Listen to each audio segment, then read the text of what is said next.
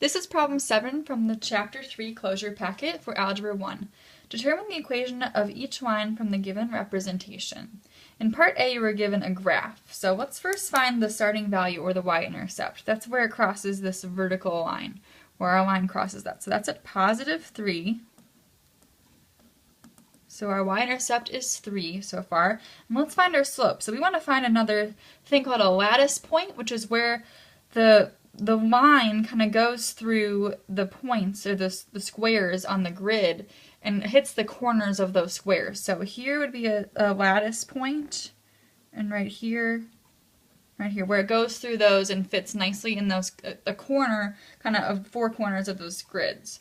So I'm going to go down 2 and to the right 1, down 2 to the right 1, down 2 to the right 1. And I'm going to label that slope triangle as minus 2, because that's going down 2, and to the right one is positive 1. So my slope, or the m, is the rise, which in this case is going down 2 over 1.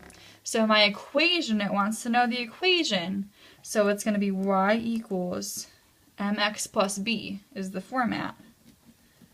So y equals negative 2 x, because negative 2 over 1 is the same as just negative 2, plus my b, which was 3.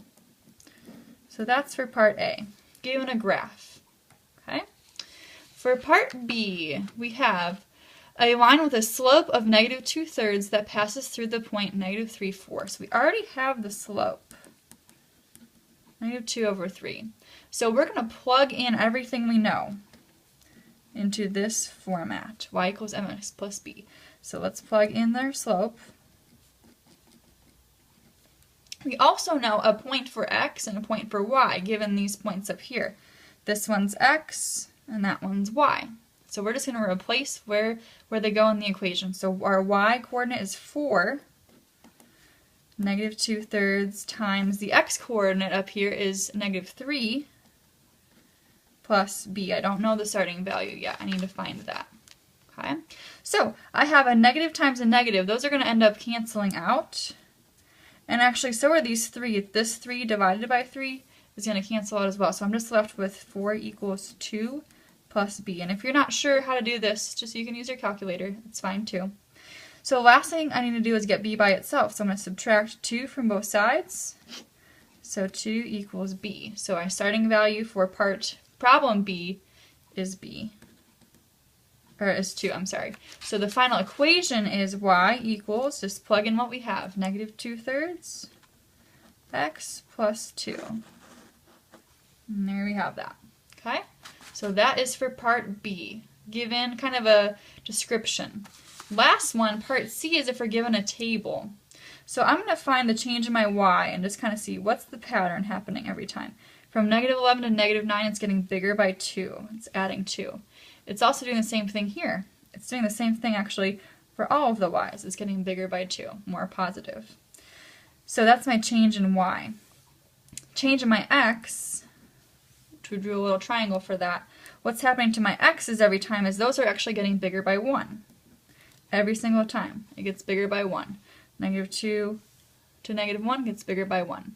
So my slope is the change in y over change in x. So change in y every time was 2. Change in x every time was 1, so 2 over 1. Or just 2 is my slope. That's part of it. Okay? I'm going to do the same thing and plug in, just like we did for part B, I'm going to plug in kind of a point. So here's our general equation. Now you don't have to do this, you can kind of continue the table, but I'm going to show you just by plugging in into the equation again to get some more practice. So my slope is 2, so I know that, and then I'm going to plug in a point. Let's plug in this last point. This is x and this is y, so I'm going to replace negative 5 equals 2 times, my x coordinate is negative 1 plus b. So negative 5 equals 2 times negative 1 is negative 2 plus b. Okay. I need to get the b by itself, so I'm going to add 2 here, and negative 5 plus 2 is negative 3. So my starting value, or my y-intercept, would be b. So my final equation for this problem, this table of part C is y equals my slope, which was 2x, and plus b, which I'm just going to write minus 3. You could write plus negative 3 if you'd like as well, but usually if it's a minus, if it's a negative number here, we just write kind of minus instead of adding a negative number. On the table, what I could have done is I could have just added one more to this x, and it would get me to 0. And then since my pattern has been adding 1 for the x, add 2 for the y, I could add 2 this way and get to negative 3, and also get the starting value as negative 3. So either way, if you plug it into the equation, or if you just continue the table until you get x is 0, you'll get your y-intercept. But here's our final answer, however you get there. Y equals 2x minus 3 is for part C.